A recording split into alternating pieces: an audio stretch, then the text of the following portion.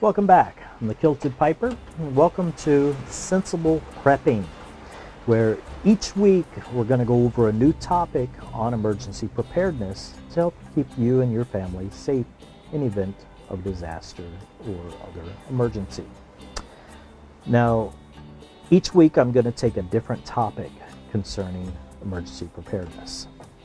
I don't have time to go very deep into each topic. So what I've decided to do is in the video, I'm basically going to do an overview of each topic. What I want you to do is go to my website, thekiltedpiper.com. There, I'm going to have the video along with a lot more information. I'm able to write full articles there on the website that take me hours to write. In fact, this last one took me a couple days to write, going back over it and everything. So I'm able to spend that time on that website, getting all the information I need to get to you that I can't do in the video. So be sure to go to the website, thekiltedpiper.com.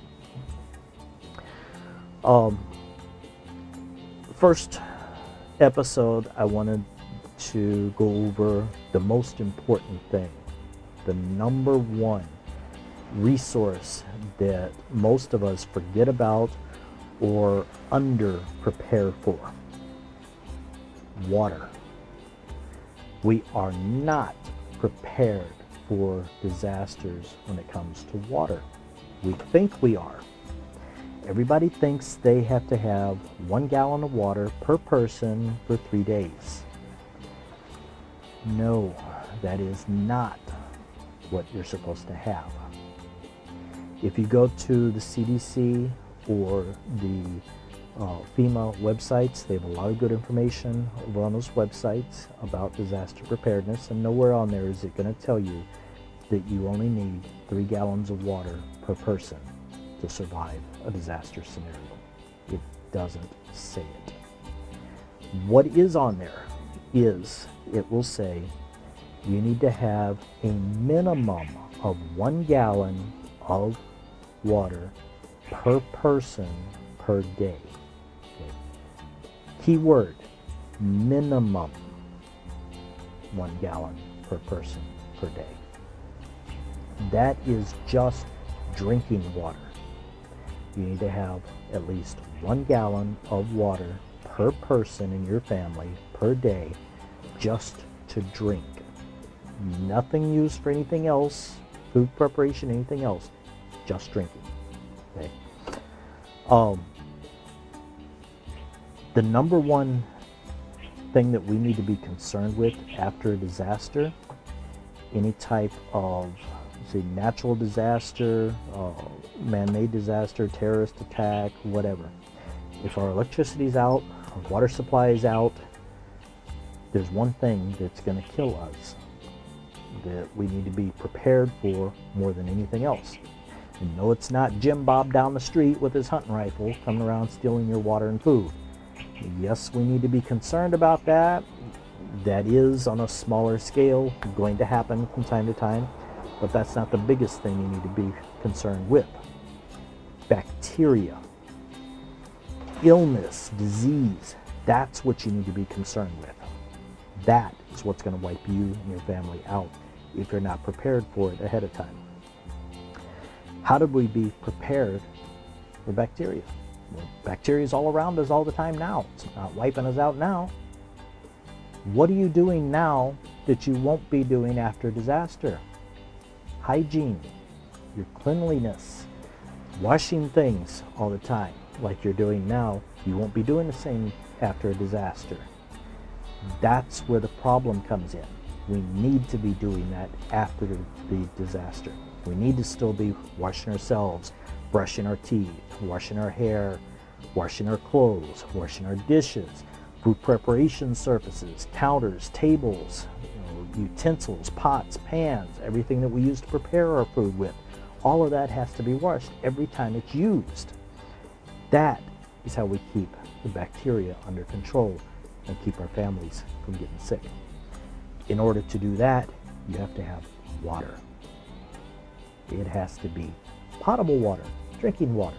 You can't use dirty water to try to clean your pots, pans, and everything with and expect them to be clean. They're going to be contaminated with that dirty water that you used. So you have to use drinking water on those surfaces. Okay. So you need to have a minimum of 5 gallons of water per person per day. Now, another area, the 72 hours. Where did the 72 hours come from? No one has told you you need to have 72 hours worth of supplies for an emergency. Where you're getting that information mistaken from is we always tell you you need to take 72 hours worth of supplies with you when you go to a disaster shelter. When you go to the Red Cross shelter, take 3 days worth of food, medications, water, sanitary supplies, everything that you're going to need for 3 days. That's where the 72 hours came from. If you check the FEMA website, they're telling you you need to be self-sufficient, have enough supplies to sustain yourself for 14 days, not 3 days. Okay, 2 full weeks. Have enough food, enough water, medication, everything you need, that you are self-sustaining. You do not have to rely on anyone else coming to save you. You can survive for 14 days. That gives them time to get to you and try to get other supplies that you might need to you, or get you evacuated out of the area where you can get to those supplies. So 5 gallons of water per day per person. If you have pets, that's an additional 1 gallon per day per pet. Doesn't matter if that pet is a cow or a parakeet. 1 gallon per pet per day, in addition to the 5 gallons per person per day. Okay. Check out the website, thekiltedpiper.com. We'll have a lot more information over on that, and I will see you next week where we're going to be discussing emergency food storage.